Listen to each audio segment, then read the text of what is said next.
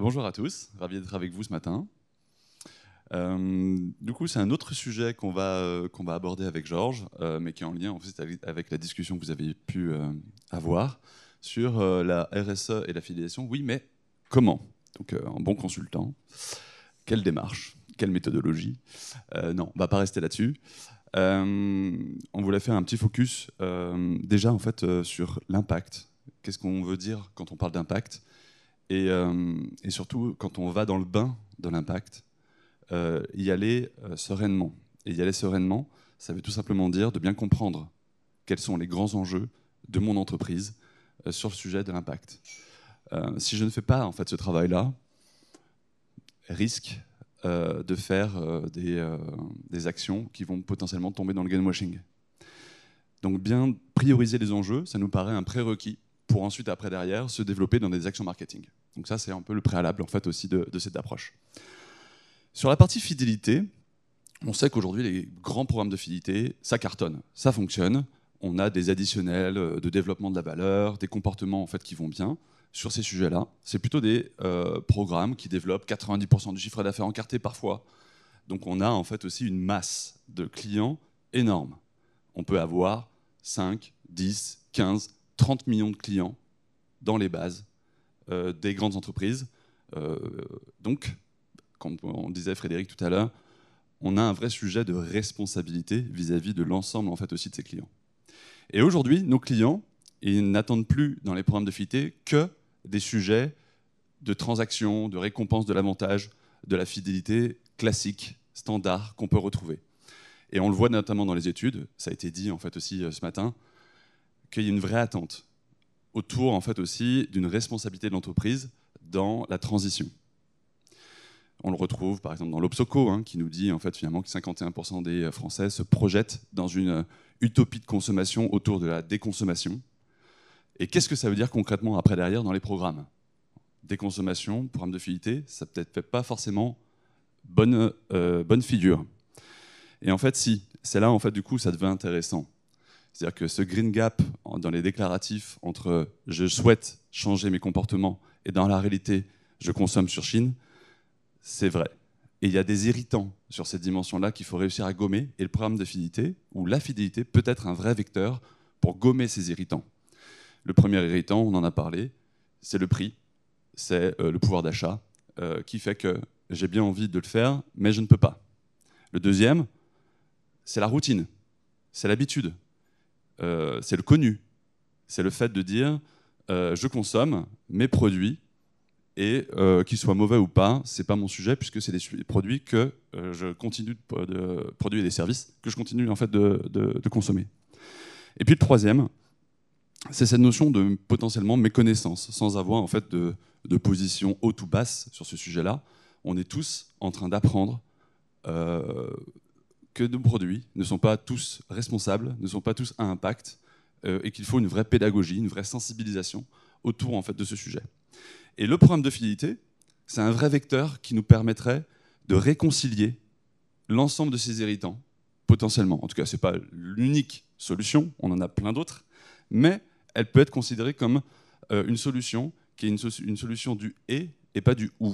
C'est-à-dire que je combine le prix, la responsabilité et la pédagogie. Et si j'arrive à être synergique dans mon dispositif, alors j'ai un impact majeur.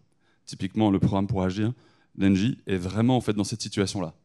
On est vraiment sur une réponse synergique entre, d'un côté, le pouvoir d'achat, puisque je consomme moins d'énergie, des actions que je vais développer en fait, aussi autour en fait, du mieux consommer, et qui me permet en fait, aussi de comprendre ce qui veut ma consommation.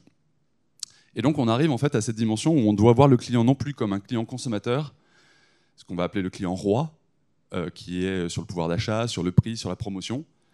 On peut aller aussi vers un client moi, où je vais développer en fait aussi son ego, mais un ego en fait gentil, pas l'ego en fait surdimensionné, mais en tout cas cette dimension en fait où je vais me développer et je vais construire en fait aussi mon moi.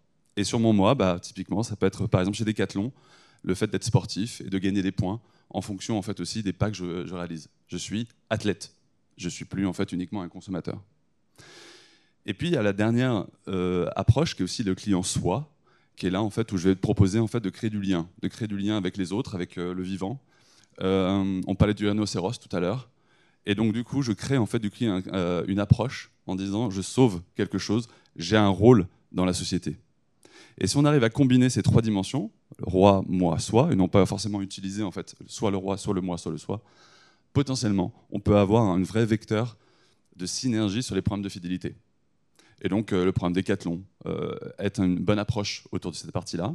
On a des bons d'achat, on a également en fait du sportif pour le moi, et le soi en fait on a aussi des actions concrètes que Decathlon va pousser pour nettoyer les plages, pour d'autres types d'actions.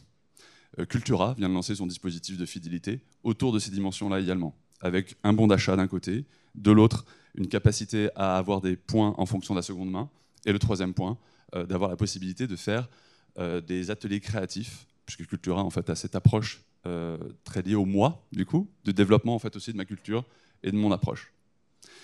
Donc véritablement, la fidélité et l'impact, ça nous invite à créer un pivot dans le marketing et dans les actions marketing. Passer de la croissance court terme à la mission, passer de la consommation à l'action, c'est l'action qui me révèle, et d'une certaine mesure, passer d'une communication promotionnelle à une sensibilisation. Sur ces trois aspects, si on arrive en fait à combiner des leviers, des actions autour de ça, bah, je crois qu'on a en fait un bon combo pour structurer cette transition en fait aussi qui nous est chère. Je termine là pour cette partie-là. Je te laisse la main, Georges, en fait, en rebond par rapport à ce que... Merci beaucoup Arnaud, bonjour à tous. Donc, je suis Georges, cofondateur de Captain Cause. Et ce qui est intéressant dans ce qu'on a entendu je suis la dernière étape avant que tout le monde puisse se retrouver pour bavarder, donc rassurez-vous, je vais être synthétique. Ce qui est intéressant dans tout ce qu'on a entendu, c'est qu'il y a l'idée que finalement que le marketing traditionnel ne suffit plus. On a besoin d'une relation plus authentique, avec plus d'égo gentil, plus de valeur en fait finalement, c'est peut-être ça le mot caché dans son marketing. Alors nous, ce qui nous intéresse chez Captain Cause et sur quoi je vais faire un zoom là pendant ces quelques minutes, c'est comment on arrive à bien récompenser et incentiver. Parce qu'on se rend compte que ce sujet-là qu'on pointe depuis tout à l'heure, du décalage entre des actions et des déclarations, il implique justement qu'on donne envie, qu'on montre que c'est désirable d'agir de manière plus éco-responsable. Alors, dans un programme de fidélité, ça peut vouloir dire plusieurs choses. D'intégrer un volet plus solidaire, plus responsable. Ça peut d'abord vouloir dire qu'on récompense des comportements vertueux. On en a donné quelques exemples précédemment. Voilà, faire du sport, donc on peut gagner des points différemment que simplement par le réachat. Donc ça peut être faire du sport, acheter une chaudière plus éco-responsable, etc. Deuxièmement, ça peut vouloir aussi dire être fléché en tant que client vers une gamme de produits plus éco-responsables. Et troisièmement, ça peut enfin pouvoir dire utiliser mes points, mais pas forcément que pour du réachat. Donc c'est un nouveau business model de se dire mes points, j'utilise aussi pour soutenir notamment des causes. Et donc, tout ça, on voit qu'il y a eu un nouveau standard qui s'est créé par rapport à ça, et que le don est souvent apparu comme la nouvelle manière du coup d'incentiver et d'intéresser le client. Et il a beaucoup de qualités par rapport à ça, parce que c'est un peu une forme de récompense universelle, puisqu'il est à la fois, il peut parler à tout le monde. Alors c'est un petit peu plus mainstream que les NFT. Il est tout à fait émotionnel, donc il permet justement de se connecter aux valeurs de chacun. Et donc, il a cette vertu de pouvoir parler à tout le monde et de pouvoir s'intégrer à tous ces différents moments de la relation client. Sauf que on s'est rendu compte que pas mal de marques qui l'avaient essayé ces 5-7 dernières années l'avaient fait, mais n'avaient pas suffisamment mis peut-être de confiance ou de transparence dans ce mécanisme. Je vais vous donner quelques exemples. En fait, les clients se rendaient compte qu'ils ne pouvaient pas forcément choisir la cause à soutenir, qu'ils n'avaient pas forcément de suivi sur où allaient les dons, et qu'ils ne savaient pas forcément d'ailleurs aussi le montant qui allait réellement en dons à ces associations. Donc tout ça, finalement, ça surfe sur la propre défiance qu'ont les Français envers le don en lui-même, parce que plus de 50% des gens ne donnent pas à des associations. Parmi les raisons pour lesquelles les gens ne donnent pas, c'est parce qu'ils n'ont pas forcément confiance en l'association qu'on leur présente. Ils ne savent pas comment est-ce que mon argent va être bien utilisé. Donc il y a un vrai sujet de confiance à bâtir sur ça. Et donc nous, ça a été notre approche chez Captain Cause, de nous dire si on veut vraiment en faire un levier puissant de récompense qui permette d'irriguer tous les programmes clients, il faut qu'on ait d'abord le choix.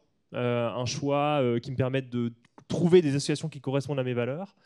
Ensuite, de la transparence, savoir quelle est l'association, qui sont les hommes et les femmes derrière, comment va être utilisé mon argent.